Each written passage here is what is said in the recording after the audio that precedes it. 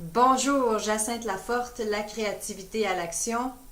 Aujourd'hui, une vidéo sur le thème Il faut cultiver son jardin. C'est la dernière phrase du Candide de Voltaire, un livre que j'ai beaucoup aimé, où après avoir vécu un paquet d'aventures pas possibles, la conclusion du personnage, c'est il faut cultiver son jardin. Et c'est une idée que j'aime beaucoup, dans le fond. Les soins de base, c'est quelque chose qui revient beaucoup dans le livre de Julia Cameron, Libérez votre créativité, à partir duquel j'anime mes ateliers, puis j'accompagne les gens pour débloquer leur créativité. Donc, aujourd'hui, je vais vous montrer un petit dessin. Et évidemment, j'aurais beaucoup aimé faire une animation avec des moyens techniques et tout ça. Mais peut-être que ce sera une version 2 de cette vidéo. Mais je commence tout de suite dès aujourd'hui parce que c'est un peu ça ma philosophie et la philosophie de Julia Cameron. J'ai fait une blague à la fin de mes ateliers du printemps quand les gens me faisaient quelques suggestions constructives pour améliorer les ateliers. Puis je leur disais, d'accord, parfait, je prends ça en note. Je vous concocte l'atelier parfait, puis je vous reviens dans 15 ans. Alors non, on commence tout de suite. Alors, il faut cultiver son jardin. Donc, la créativité en vous, si vous êtes bloqué, c'est peut-être un petit peu comme cette petite graine qui est dans la terre mais qui ne pousse pas. Ou comme une petite pousse, le vert pâle ici, qui a poussé, qui est sorti de la terre mais qui ne grandit plus. Ou encore comme une plante qui a déjà été quand même grande mais qui est pas mal fanée. Donc, soit vos aspirations créatives jamais encore sorties de la terre, un petit peu sorties, mais qui avancent pas beaucoup comme vous voudriez, ou bien qui ont déjà fleuri grandement, mais que là, c'est un peu mort. Alors, le processus libérer votre créativité, ça nous invite d'abord à regarder les causes. Et je trouve que l'analogie de la plante, ça fonctionne très bien. Donc, les causes possibles du blocage créatif. Alors, premièrement, il peut y avoir un sol pauvre, donc manque de nutriments. Ça, c'est un peu comme si votre vie est vraiment assez monotone. Ben, ça se peut que ça ne nourrisse pas suffisamment la petite graine de créativité pour qu'elle puisse pousser. Ça peut être de la contamination, donc les petits X ici. Et dans notre créativité, ça, c'est toutes les croyances qui nous disent qu'on n'est pas capable, que ça ne sert à rien, qu'on n'a pas de talent. Donc, contamination, pollution du sol. Ensuite, il peut aussi arriver qu'il y ait des parasites.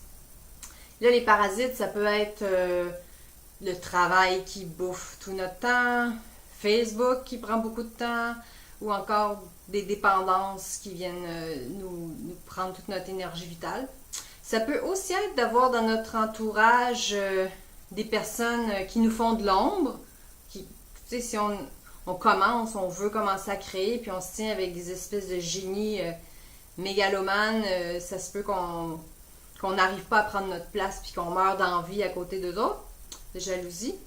Et aussi des personnes peut-être envahissantes qui vont prendre notre espace.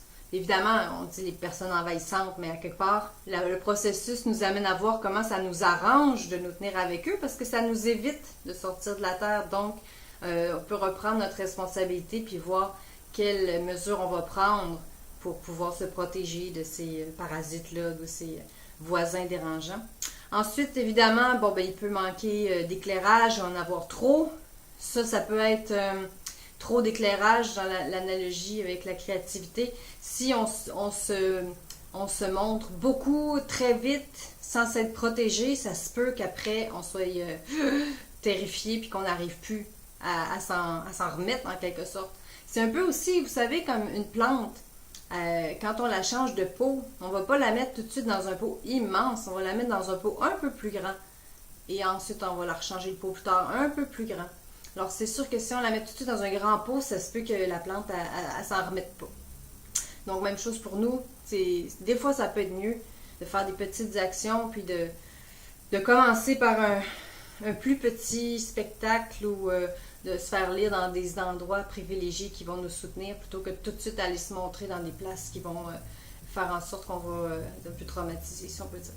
Alors voilà, ça fait un peu le tour des causes au blocage avec l'analogie de la plante. Et donc, enfin, la méthode Libérer votre créativité nous amène à vraiment regarder les soins à donner. Et les soins à donner, mettre des plantes qui vont bien avec notre plante à côté, donc des amis qui nous soutiennent, des contextes qui nous soutiennent, des petits vers de terre utiles qui nous soutiennent aussi, mettre des bons engrais aussi, des bons composts bio. Et ça, c'est le rendez-vous avec l'artiste, donc des sorties, du plaisir, des petites gâteries pour nourrir la graine pour qu'elle puisse vouloir pousser. Évidemment, arrosage, éclairage adéquat et puis la décontamination, donc de faire le ménage de ces croyances-là, puis de se nourrir de plutôt des nouvelles croyances qui vont nous soutenir.